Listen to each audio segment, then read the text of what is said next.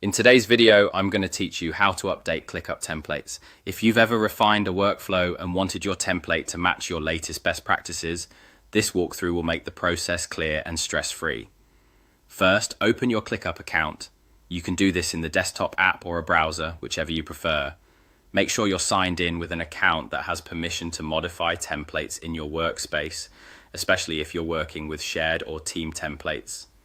Next, click on the specific list that reflects the structure you want to use for the update. This should be the list whose tasks, statuses, custom fields, views, and general layout already look the way you want your template to look going forward. Taking a moment here to confirm the list is truly up to date will save you from redoing changes later. With that list open, find the three dots menu. This is the options menu that appears in the list's header area. Click it to open the expanded actions for your list.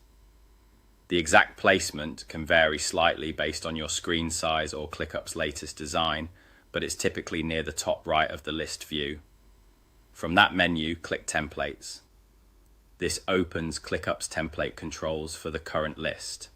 You'll see choices related to creating or applying templates, but for our purpose, you'll focus on updating one that already exists.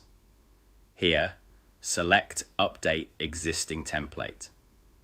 This tells ClickUp that you want to take the structure and settings from the list you're viewing and push those changes into a template you've previously created or one that your team already uses.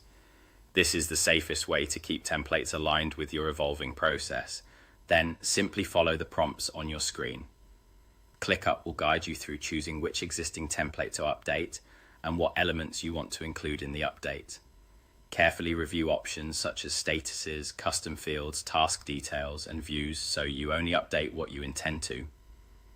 If you're prompted for a description or change notes, add a short summary of what's new.